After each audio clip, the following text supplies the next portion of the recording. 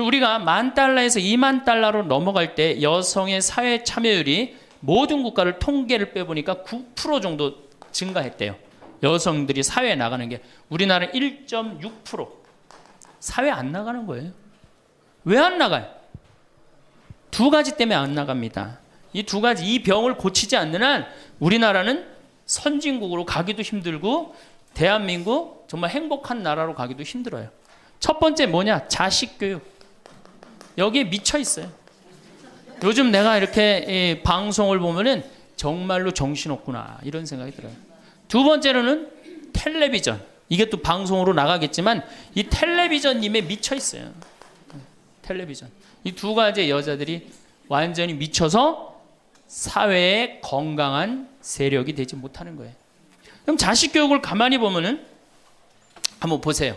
내가 이제 딱 아기를 가졌어. 임신을 했어. 요즘 젊은 엄마들이 임신을 딱 하면은 얼마나 이뻐요. 지금 이제 해도 나고 이제 조금 있으면 더 멋있어질 것 같은데 강도 예쁘고 산도 예쁘고 꽃도 예쁘고 하늘도 예쁘잖아요. 그럼 내가 세상에 태어나갖고 정말 이렇게 행복하게 살았으면 좋겠다 이런 생각하는 엄마들 거의 없어요.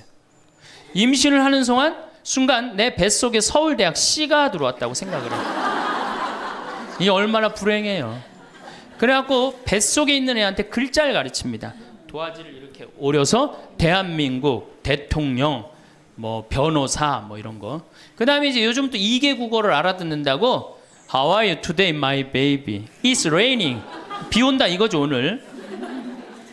사실 여러분들 태아는 뱃속에 있으면서 10달 동안 잔다고 그래요. 그 애한테 그래서 그걸 뭐라 그래? 태교라고 그러잖아. 교육을 시키는 거 뱃속에 있을 때부터 얼마나 불행합니까? 뱃속에 있을 때부터 교육을 받으니. 그러니까 엄마의 태를 열고 세상에 나왔어. 그래갖고 3번에 이제 아파트촌이죠.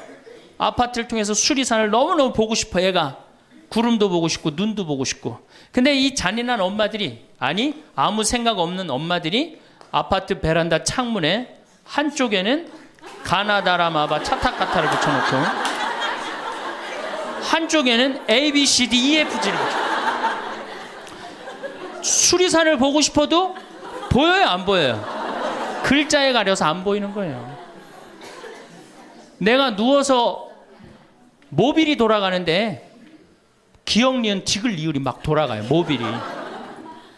겨다닐만 하면은 엄마들이 텔레비에는 텔레비전이라고 써놓고 냉장고에는 냉장고라고 써놓고 의자에는 의자라고 써놓고 그러니까 애들이 겨다닐 때마다 글자가 없는 데가 없어요.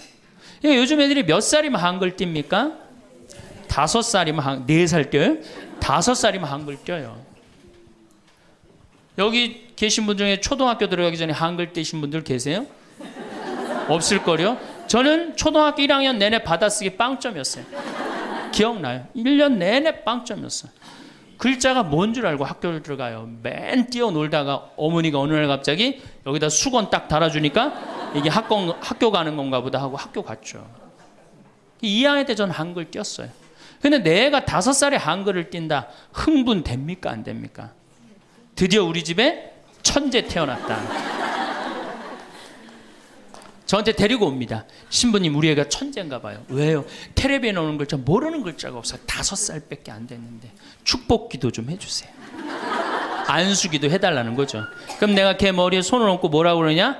이제 네 인생은 쫑났다.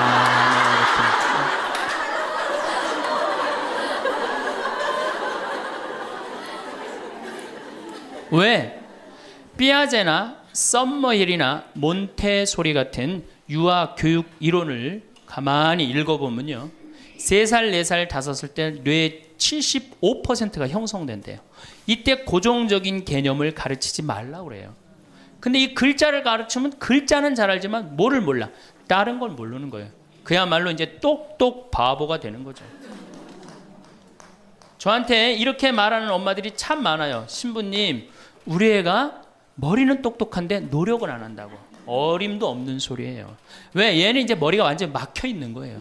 이때 어떻게 해야 돼? 저는 어렸을 때 이때 어떻게 자랐느냐면은 스레트에 막 겨다니다가 떨어져갖고 끓는 물에도 떨어져 봤어요. 아, 이게 끓는 물에 떨어지면 디는구나. 그 다음에 팽이 깎는다고 막 낫으로 깎다가 여기 쳐갖고 아직도 여기 이 상처가 있어요. 5살 때 확 뼈까지 잘라갖고 이게 잘라지는 거구나. 이러면서 애가 뭐를 이해해? 세상을 이해한단 말이야. 세상 돌아가는 이치를 깨닫는단 말이야. 그때 돌아가면서. 근데 책상 앞에서 글자만 배운 애는 다른 경험이 전혀 없는 거예요. 그래서 나는 초등학교 때 이렇게 성당에 이렇게 오는 엄마들, 내가 이제 다음 주에도 이제 유치원에 가서 강의를 하는데 엄마들이 그렇게 하는 엄마들이 참 많아. 너 바보야? 왜 이거하고 연결할 줄을 몰라? 이렇게 이해가 안 돼? 그렇게 막 화내는 엄마들 되게 많아요. 여러분들도 자식들 키우면서 이렇게 화낸 자식 있어요, 없어요? 분명히 있는 애는 이제 걔는 똑똑 바보예요. 왜냐하면 하나만 알고 다른 걸 모르는 거예요. 그래갖고 이제 천재인 줄 알고 초등학교에 들여놨더니 남들하고 섞어 놓으니까 어때요? 똑같은 애. 이때부터 이제 학원에 보내기 시작하는 거예요. 무슨 영어 학원, 속셈 학원, 웅변 학원, 피아노 학원, 무슨 요즘 서당도 있다 그래. 서당. 저는요 지금 우리나라 여자들이 얼마나 정신없느냐면요, 무슨 특목 유치원이 있대요. 고등학교 가기 위한 특목 유치원이 있다는 거예요. 이건 초등학교도 아니고, 그래서 9시부터 2시까지 공부를 하고 2시부터 4시까지 시험을 보고 간대요. 6살, 7살짜리 아이가 세상을 막 느끼고 누리고 행복하게 살아가야 되는데 머릿속에 뭐가 들어있는 건지 모르는 거죠. 내 아이가 어떻게 살면 행복한지를 모르는 거죠. 1등만 하면 행복하다고 생각을 하는 거예요. 이게 우리나라의 불행의 시작입니다. 전 국민이 불행한 이유 중에 하나예요. 그러니까 이게 돈이 얼마가 들어가? 20조가 사교육비로 들어간다는 거죠. 20조가. 큰 문제죠. 그래갖고 이제 초등학교 때는 엄마 말을 듣습니다. 왜? 엄마가 나보다 크니까. 때리면 맞아야 되고, 그리고 그때는 막 똑똑하지도 않잖아, 얘가. 근데 딱 6학년만 넘어서 갖고 중학교 1학년만 되면요, 갑자기 엄마보다 애가 커져요. 딸은 그래도 괜찮아. 아들놈이 이렇게 커지면요, 확 커집니다. 그래갖고 이제 학원을 땡땡이를 깠어, 애가. 너 이놈의 새끼 왜 학원 땡땡이 까고 그래? 너 공부 빨리 해야지. 좋은 대학 가서 너 출세하고 행복하지. 뭐가 좋은 대학 가는 게 행복해? 그래갖고 딱 때리려고 그러면, 말 안 들으면 때리려고 그러죠. 여러분들 그러죠? 그러면 이제 아들이 딱 엄마 손을 딱 잡고 내려다보면서 중요한 게 있어요. 흰 눈동자 95%, 까만 눈동자 5%를 확 뒤집으면서 엄마를 밀쳐내면서 뭐라고 그러냐면은, 이거 왜 때리냐고, 말로 하자고. 여러분들 중고등학교 자식한테 맞는 부모가 14%예요. 이 지금 웃으면서 우리가 얘기를 해서 그렇지 실질적으로 심각한 가정 너무나 많습니다. 실질적으로. 왜? 엄마가 어디 있어? 우리 애들한테 관리자만 있지. 얼마 전에 반포 성당에서 교육을 받으러 오셨어요. 강의 끝나고 반포 자매님 한 분이 저하고 얘기를 할 기회가 있어서, 신부님 제가 중국집을 합니다. 그래도 반포에서 합니다. 꽤 잘 되는 음식점입니다.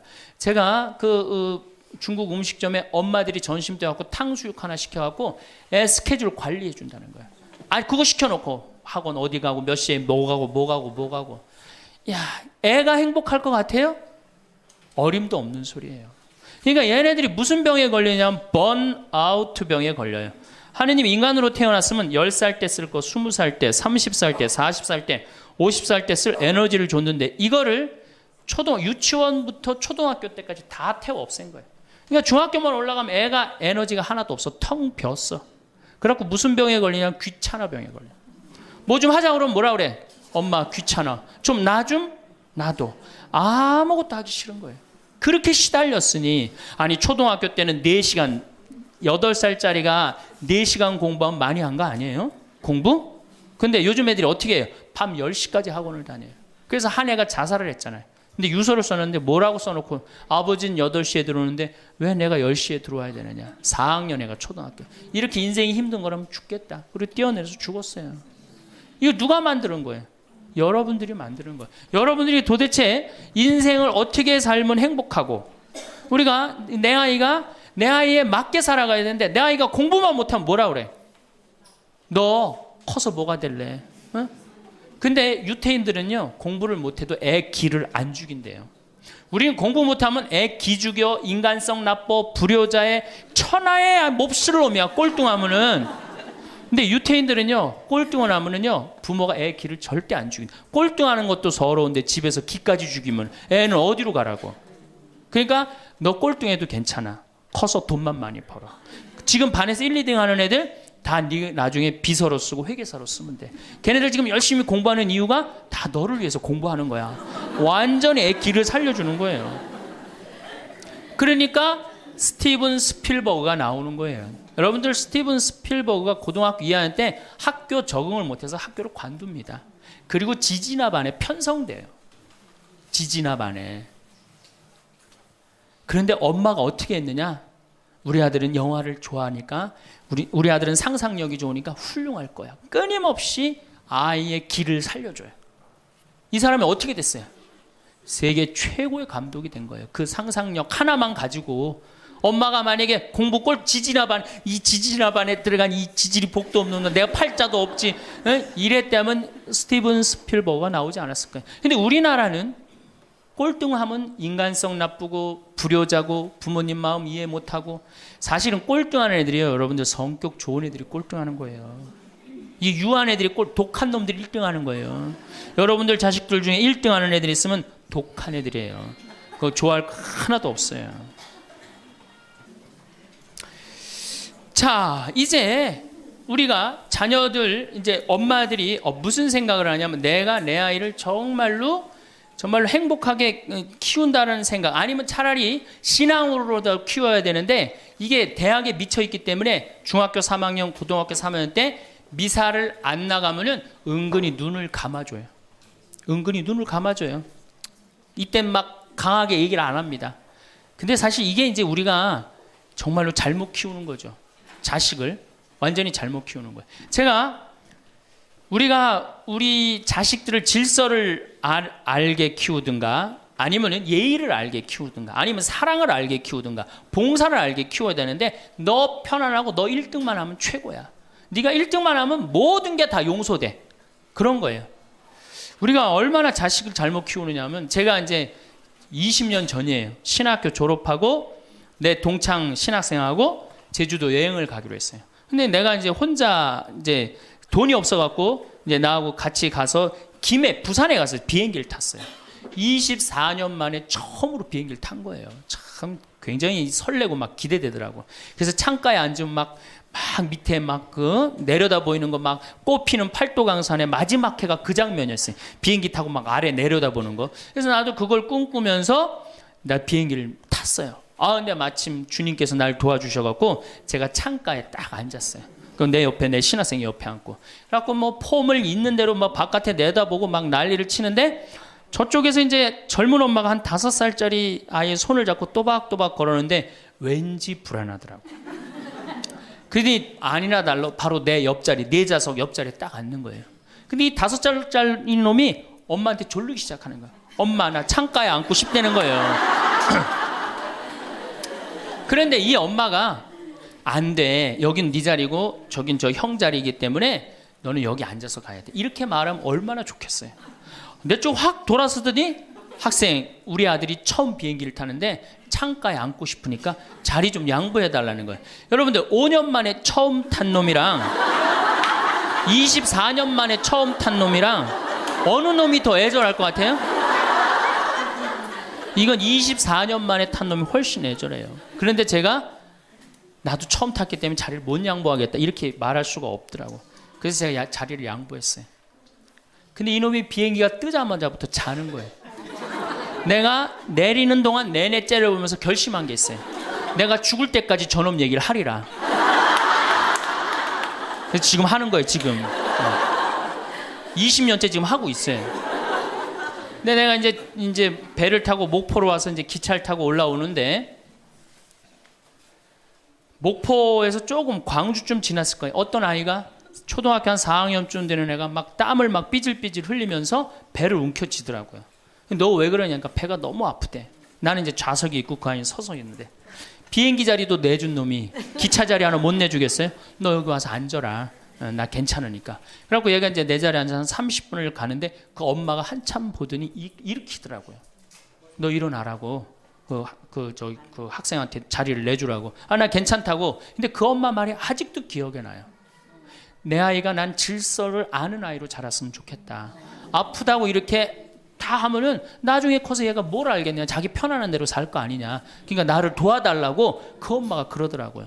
이제 시간이 이제 지나서 나는 그렇게 지금 그 비행기에서 내 자리 뺏은 놈은 지금도 엄마 속을 썩일 거고 그 기차 자리에서 일어난 아이는 지금 엄마의 영광이 됐을 거예요. 근데 우리가 자식을 키울 때 어떤 기준으로 키우느냐 이 굉장히 중요합니다.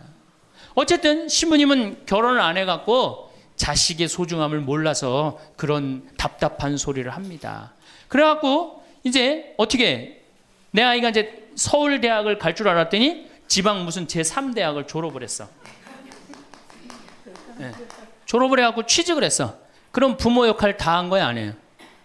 부모 역할 다 한 거예요. 역사적으로 자식이 농사를 지을 줄 알았으면 부모 역할 다 했어요. 공자님 시대 평균 연령이 몇 세였냐면 38세였어요. 16세 시집을 가고 32, 33 때면 내 아이가 16이 됐을 때 부모가 기다려줬어요? 안 기다려줬어요? 안 기다려줬어요. 죽었어요. 그러니까 옛날에는 자식이 부모한테 애절합니까? 안 애절합니까? 애절해요. 죽지 말라고. 그러니까 옛날에는 장남이 어머니 아버지 돌아가시면 어떻게 손가락 깨물어서 단지해드렸어요. 입에다 피 넣어드렸어요. 그건 어느 장남이나 부모가 30대 돌아가면 다 합니다. 그리고 허벅지 잘라갖고 고기 먹고 싶다면 자기가 직접 해주고 그게 뭐 상상이 안 가는 일이지만 옛날에는 그게 가능했어요. 왜? 이렇게 날 키우고 지금 죽으면 어떻게 하느냐. 그리고 옛날에 장남이 죽지 말라고 그러는 이유가 있어요. 왜 죽지 말라고 그러면 동생이 13, 17, 4, 1살이란 말이야. 아니 이렇게 나눠놓고 지금 죽으면 이거 누가 키워야 돼? 장남이 키워야 되잖아요. 그러니까 죽지 말라고 그랬던 거예요. 근데 우리 어머니가 60까지 살았어. 그러면은 이 1살이 시집 장가 가는 나이예요. 그러니까 장남이 너무 고맙다고 이렇게 내 동생 다 키워줘서 너무 고맙다고 잔치를 해준 게 바로 회갑 잔치, 환갑 잔치예요. 그러니까 옛날에는 환갑이 굉장히 의미가 있었어. 근데 요즘은 환갑을 차려줬는데도 이게 안 죽네.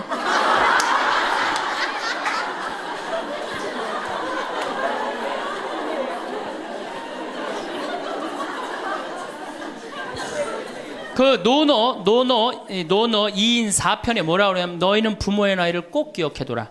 부모를 모실 날이 얼마 남지 않은 것을 생각하고 그 다음에 부모가 살 날이 얼마 남지 않은 것을 생각하고 부모의 나이를 꼭 기억하라 그랬어요. 나는 그걸 읽고 우리 어머니가 얼마 살 날이 얼마 남지 않았구나 그런 생각을 하고 매년 나이를 기억해뒀어요. 근데 이제는 포기했어요. 헷갈려요. 몇 살을 사시는지. 그리고 어머니가 60대 뭐라고 그러셨느냐면은 에휴 늙으면 죽어야 돼. 늙으면 죽어야 돼. 그래서 그때 굉장히 내가 그 논어를 막 한참 읽을 때라 정말로 내가 부모한테 잘해야 되겠구나. 본수원 갈비집에 가고 갈비 한 번 더 사드리고 전화 한 번 더 드리고 했어요. 근데 이제 요즘 이제 그 얘기 들으면 막 화가 나요. 그 얘기 한 지 벌써 16년이 지났어요. 죽을 기미가 안 보여요.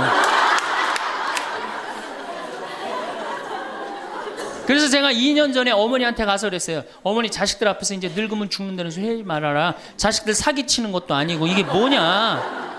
그런데 설날 집에를 갔는데 어머니가 이게 자식들이 거실에 꽉 찼는데 무슨 속상한 얘기를 하는데 늙으면 죽 그러다가 저하고 눈이 딱 마주쳤어요. 늙으면 죽 그러시다 마시더라고요. 이제 늙어도 안 죽어요. 여러분들 평균 연령이 지금 83세입니다. 그러니까 대부분이 90까지 살아요. 재수 없으면 100살까지 살아요. 여러분들은 몇 년을 사냐면 120년을 삽니다. 그럼 몇 년 남은 거예요? 여러분들 자식들한테 공부 못하는 자식한테 너 늙어 커서 뭐가 될래? 이거 말하는 정신 있으면은 난 늙어서 뭐가 될까? 이거 먼저 걱정하셔야 돼요. 여러분들 앞으로도 50년, 60년 남아있어요.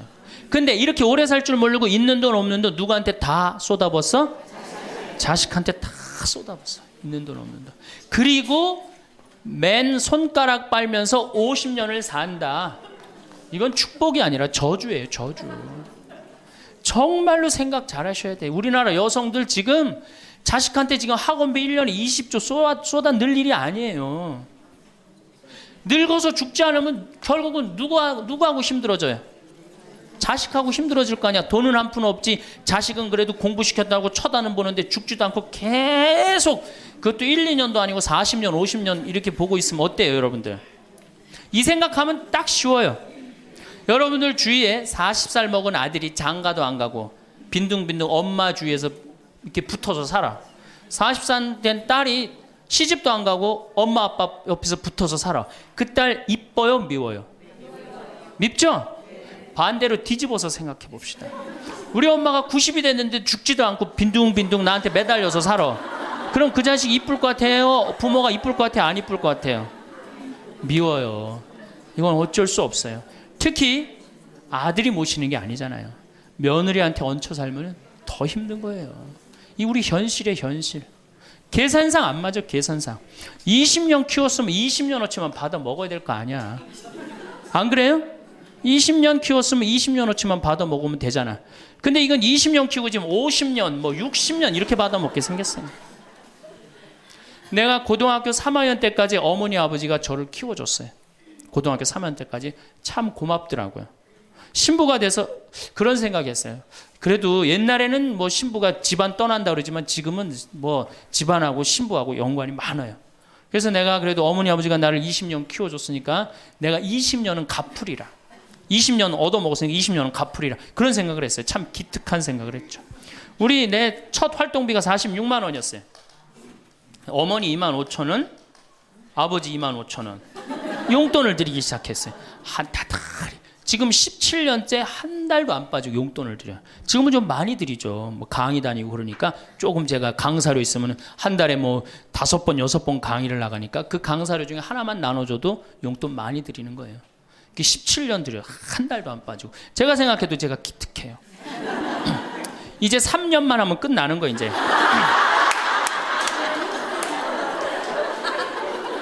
3년만 하면 끝나는데 집에 가보면은요 3년으로 끝날 것 같지가 않아요. 아버지가 막 지리산 꼭대기까지 뛰어 올라갔다가 뛰어내는 거예요. 이 심각한 문제입니다. 네. 그러니까 아버님이 이렇게 지금 이제 78이신데 우리 큰형님 형님으로 동네에서는 알고 있어요. 근데 여러분도 한번 생각을 해보세요. 내가 돈 없이 정말로 50년을 자식한테 얹혀서 산다. 그럼 어느 자식이 그 부모한테 효도를 끝까지 할 수 있겠느냐. 이거 불가능한 거예요. 여러분들 지금 내가 자식 잘 키우면 호강할 거라고 생각하죠? 어린 반푼어치도 없는 소리예요. 잘 키워놓은 자식은 나라의 자식 됩니다. 돈 많은 자식은 얼굴 구경하기 힘들어요. 예. 돈 있어갖고 이민을 가면 자식하고 어떤 관계 된다고 그래요? 요즘 그 유명하죠? 해외 동포 된대잖아요. 아들하고 나하고 해외 동포 된다고 그러잖아요. 근데 이제 여러분들만 이제 안 죽는 게 문제가 아니에요. 우리 신부들도 안 죽네.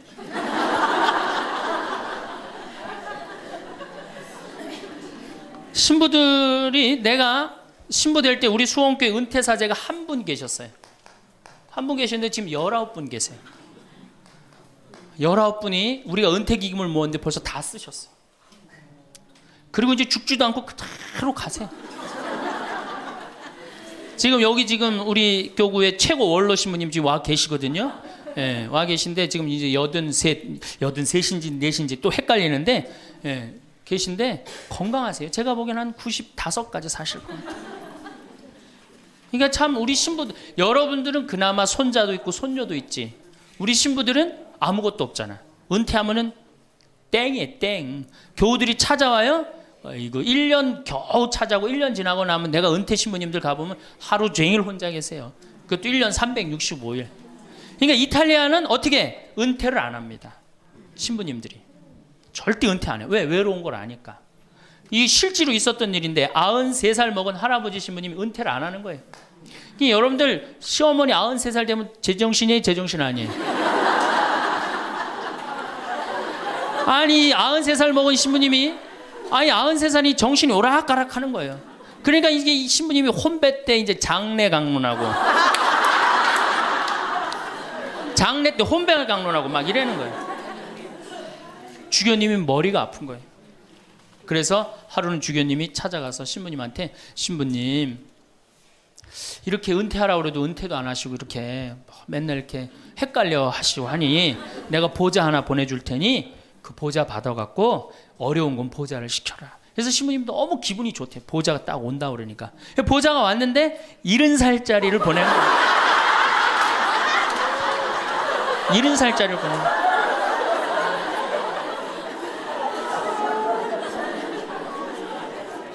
이제 여러분들 인생은요 60부터라는 거 옛날에 많이 들었죠? 실질적으로 인생은 60부터예요. 우리 이런 노래 알죠? 노세 노세 젊어 노세 늙어지면 못 노나니, 이런 노래 있죠. 이게 100년 전에 우리 조선시대의 평균 연령이 46세였어요. 이때는 늙어서 놀 수가 없었어. 왜? 젊어서 다 죽었으니까. 근데 이 노래 이제 완전히 고쳐야 돼. 노세 노세 늙어 노세 늙어지면 안 죽나니. 이제 안 죽어요. 이제 안 죽어요. 이제 제가 다음 시간에는 그럼 노년에 대한 이해에 대한 말씀을 드릴 겁니다. 왜 우리가 노년을 잘 이해해야 되느냐? 이게 우리 사회에 아주 중요한 문제이기 때문이에요. 아주 중요한 문제예요. 그리고 자식교육, 아까 자식교육하고 텔레비전, 이 텔레비전님을 우리가 쳐 없애야만이 우리가 행복한 삶을 살 수 있어요. 그래서 여러분들 다음 시간에는 제가 이 두 가지에 대해서 좀 자세히 이야기하도록 하겠습니다. 네. 감사합니다.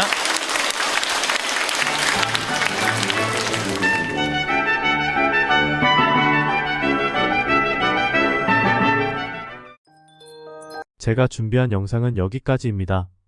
마지막으로 공자의 인생 지혜를 보면서 마무리하겠습니다. 시청해주셔서 감사합니다.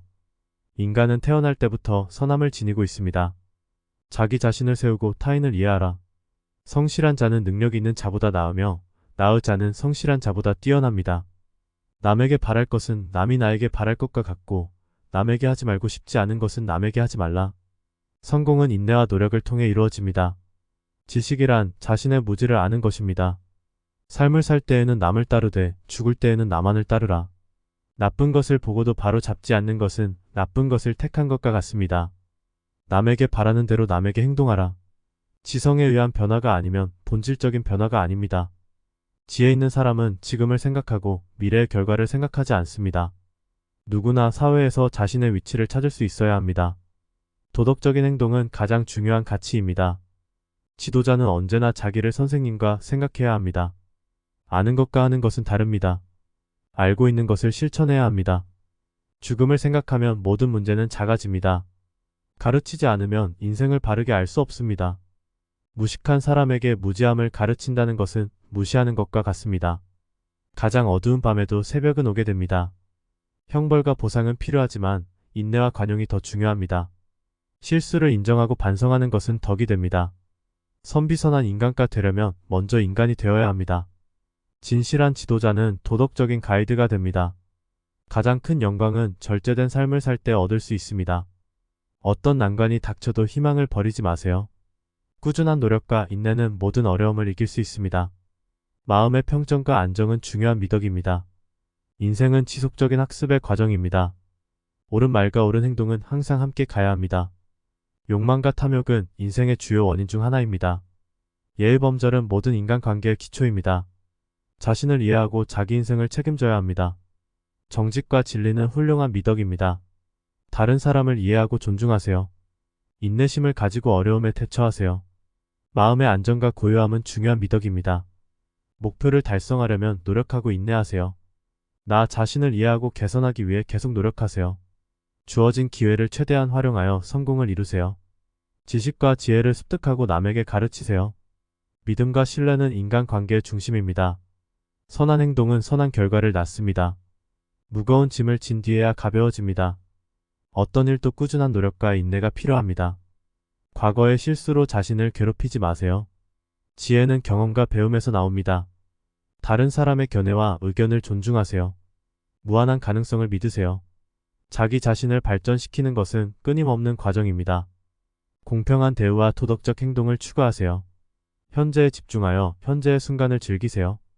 선한 가치관과 도덕적 행동은 영원히 같이 있습니다. 자기 통제와 절제는 성공의 핵심입니다. 지혜로운 판단을 통해 현명한 결정을 내리세요. 모든 일을 겸손하게 처리하세요. 정직과 진리를 중시하세요. 지식은 무한한 보물입니다.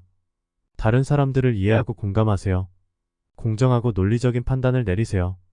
희망을 가지고 낙심하지 마세요. 노력과 민첩함으로 어려움을 극복하세요. 자신에게 자신감을 가지세요. 어려움을 극복하고 성장하라. 남을 돕는 것이 나 자신을 돕는 것입니다. 자기 자신을 지식과 인내로 향상시키세요. 매 순간을 소중히 여기세요. 과거의 실수를 후회하지 마세요. 정직한 행동은 믿음을 쌓습니다. 미래에 대한 계획을 세우고 목표를 추구하세요. 모든 인간은 덕과 진리를 찾아야 합니다. 나 자신을 더 잘 이해하고 향상시키세요. 기쁨을 찾아내고 나누세요. 인생의 변화를 환영하고 적응하세요. 나 자신을 사랑하고 소중히 여기세요. 과거의 실수에 머무르지 마세요. 미래에 집중하세요. 눈앞의 작은 것들에 대한 감사를 잊지 마세요. 인생은 항상 변화하고 흐름에 따라 살아야 합니다. 지혜는 다른 사람들로부터 배울 수 있습니다. 인간은 끝없이 성장하고 발전할 수 있습니다. 인간관계에서 서로의 가치를 인정하세요. 자기 자신을 발전시키는 것이 중요합니다. 행복은 마음의 상태에서 비롯됩니다. 자기 통제와 절제는 중요한 가치입니다. 신뢰는 미덕을 기반으로 합니다. 지식을 얻는 것은 인생에서 중요한 목표입니다. 모든 일을 신중하게 처리하세요. 이성적이고 공평한 판단을 내려야 합니다. 현재의 순간을 소중히 여기세요. 나 자신을 개선하는 것은 인생의 핵심 과제입니다. 선한 행동은 다른 사람들에게 영감을 줍니다. 자기 자신을 믿고 자신감을 가지세요. 주어진 기회를 최대한 활용하세요. 인생은 언제나 도전과 성장의 기회를 제공합니다. 나 자신을 너무 무시하지 마세요. 공정과 정의를 추구하세요. 지혜로운 선택을 하세요. 무엇이 옳고 그름을 판단하기 위해 노력하세요. 인생은 끊임없는 학습의 여정입니다. 나 자신을 가꾸고 자기 통제를 유지하세요. 작은 물은 큰 강을 만듭니다.